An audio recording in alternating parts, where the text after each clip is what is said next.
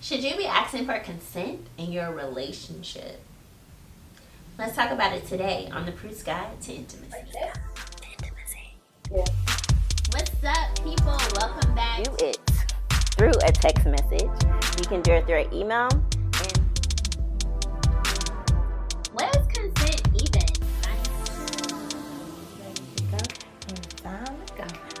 Ready to go. Okay. Hey. Okay. Hey.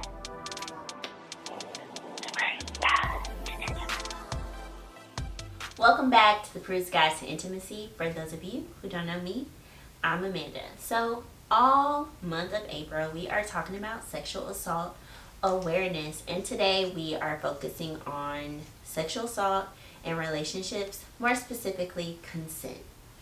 So one thing that I want you all to always remember is that in relationships, there can be a power dynamic, and with power dynamics, that can also influence somebody's ability to say yes or no to their partner. And power basically means one person has a leg up over another. So when we're talking about power dynamics, that basically means that somebody in the relationship has a little bit more than another person that can influence somebody's decision making. So that could be somebody could be making somebody could be making more money than their partner.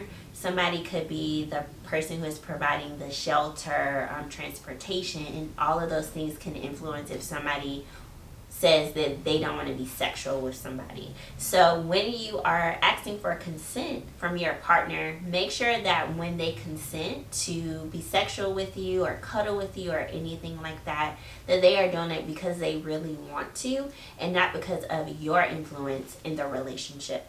So now that we've gotten that out the way, let's keep it moving. So another thing I want you all to remember is that in relationships, we are all allowed to say no to our partners. I know a lot of people sometimes say that when you are in relationships, you are expected to have sex with your partner, but I am here to tell you that you're not obligated by any means to have sex with your partner just because you are in a relationship. A relationship does not automatically equate to having sex all the time. You are allowed to say no, and you are also allowed to revoke consent at any time. And this is not just for those of you who are in relationships. This is for everybody. In any sexual relationship that you are involved in, no matter if you said yes at the beginning, if you felt uncomfortable at any time during a sexual act or anything simple such as kissing, hugging, or cuddling, and you no longer want to do that anymore, it's okay for you to revoke consent.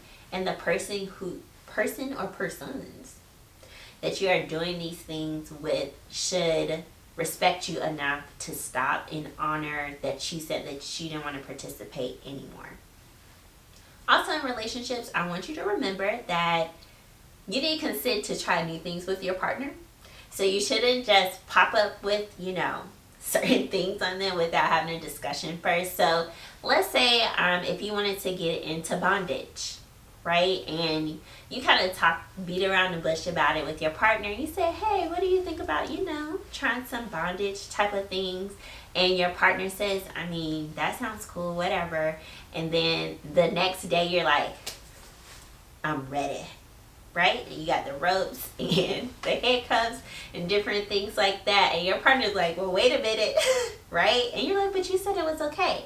Remember what we said in a previous video, that consent should be clear and that you should be clear in what you are asking from your partner so that they know, oh, they want to try this and they need a clear answer from me to see if it's something that I want to try too.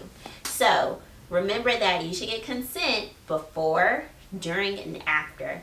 Before just looks like, hey, do you want to do this? And they'll give you a yes or no answer. And as we know, yes means yes and no means what, people? No. All right? During is just checking in with your partner. Are you okay? Is this still okay? Does this feel good? Do you want to go a step further? And just checking in. And as we know, you need yes or no questions because I guess does not equal yes. Okay? Say it with me, people. I guess does not equal yes.